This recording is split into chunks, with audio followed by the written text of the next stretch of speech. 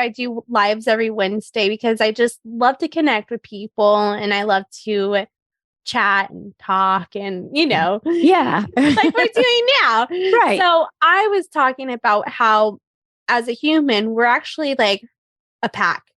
We're pack mentality. And so it's really important to have people in our pack. And that's a part of survival because the more people that we have in our pack gives us greater defense against other people and, predators. Well, plus, I mean, the blue zones where people live the longest, the healthiest, and the happiest. Which why do you, if you're not healthy and happy, what do you want to live a long time for anyway? But, that's true, right? But it's the number one reason is community. Not you can't get picked off if you're in a pack. Stay in the herd. Stay in the middle. Yeah. So it's like so important to have that connection and have friends. So what are your tools? You needed to cocoon. And then what are the tools that you use personally? So I like to, and this, is sometimes different for different people. I am an empath.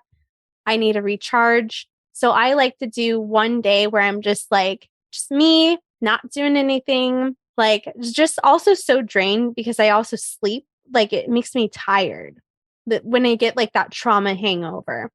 So because your body's in like fight mode and so it has to come down and then your body's like, oh, like in order to reset, I want to sleep this off because I have to rebuild those cells.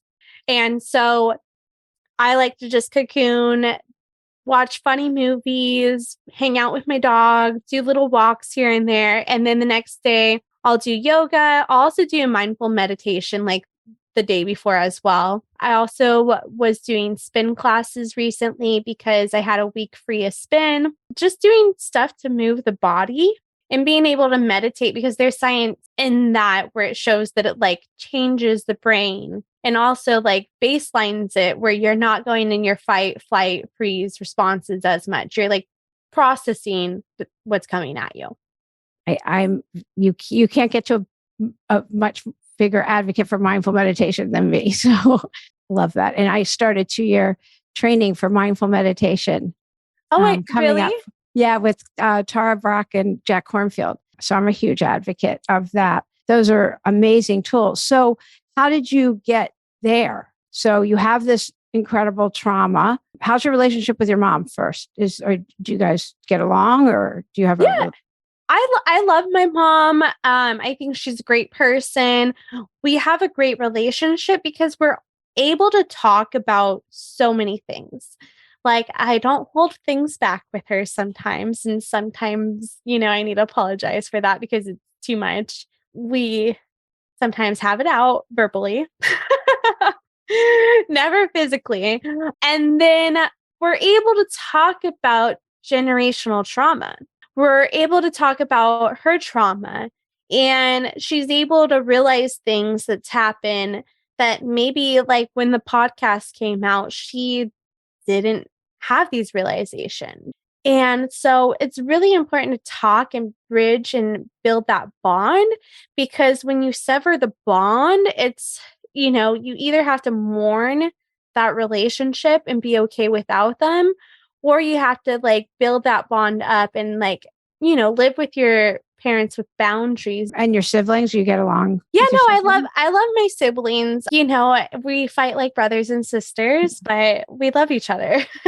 Yeah. So do they also, do you guys all get counseling afterwards? Did everybody go to therapy? Did some people just put blinders on? Some people I know in my family would not want to talk about anything, not want to deal with anything. So some people wanted to talk about the story and some people wanted to just forget about it. And I have to respect their, privacy Absolutely, and everything because people deal with it in their own way. And so I just respect that. I've just me personally have been thrown into therapy from the start. I went to a therapist where I honestly didn't like her because I could only get in once a month, especially with what happened to me. Wow. And she was supposed to be the top therapist. And I would sometimes miss appointments because I just had so much trauma thrown at me. And I like it wasn't consistent where I wasn't able to like create a schedule and like get on a routine with therapy and whatnot. So I like would completely forget about it sometimes. And then so I like went to a session and she told me, and I was complaining that I felt like I just didn't want to be here, that I just like kind of felt suicidal because of my trauma. And she said to me, I don't think you want to get better. Wow. Yeah. So I never saw her again. Yes. Good. Good for you. Yay. Advocate for yourself. I left, especially when someone's telling you that they like had thoughts of suicide, they don't want to be here. They just got stabbed by their stepdad and had to kill someone in self-defense. You don't tell someone that. So how do you help people now? Like if somebody doesn't realize, like you help people break patterns and gain freedom, what if you don't even realize there's a pattern? So I kind of take people through, what's going on in your life. Let's talk about like all the ex-boyfriends, and let's start to put like 3 words to describe them. And usually these words will be all similar to each other. And then I'll be like, oh, and then let's go back to your parents' relationship. Let's talk about that. And then a lot of people actually will think that their parents' relationship was great. And then as the courses go on, like the moving past trauma course, like it's funny because like then it unloads that their dad was a narcissist. And then you're like, okay, we're repeating all the patterns there, and it's like sometimes in the week 1, you don't get any of this. Yeah. And you start to build that self-awareness in our course. You have to do the work though. If you just come to the live calls, you're going to get some help. You're going to get listened to in a sense, but you're going to have to accept and do work. I say that the healing process is forever continuing. Oh yeah, it's peeling an onion. Yeah. It's all peeling the onion and it never ends. It just never ends. I've been talking about like because your head still goes a million miles an hour if certain things happen. Yeah. I was listening to somebody talk about the party they had and this and that. They didn't have any holiday parties, so they did one in January for something, and they were talking about it, and it sounded really fun. And all of a sudden, my head said, "You have no friends." Like I went in a nanosecond to, "You have no friends, no one like you." Like I don't like all of a sudden out of nowhere, and I was like, "I have friends." It went like in a second, and I was like, and so I had to breathe.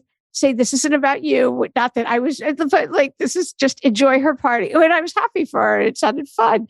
But, anyway, it's just like, it can be nothing. It can be sitting there with listening to a story. Yeah. And all of a sudden, I mean, you were in a yoga class but yours was a lot more triggering. I mean, it wasn't that, you've got press there with people watching, but it can be anything and nothing. And all of a sudden you're like, there it goes. Yeah, true. Well, there's people in the class that didn't notice that was happening. Oh, I'm sure. But then there's the people that are aware and we're like, oh, no, Yeah. So yeah. That's where the herd mentality and then and community comes in. Okay. So somebody who feels like they're not doing what they're called here to do and they're afraid to make a leap into what they really want to do, what would you tell them?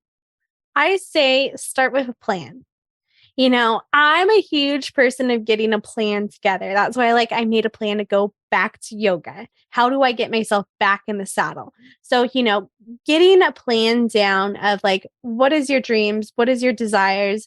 Really pinpointing it and then talking to other people that have those dreams, desires, or maybe already established those dreams and desires. I think it's so important to talk to others and see what it's like because I love makeup.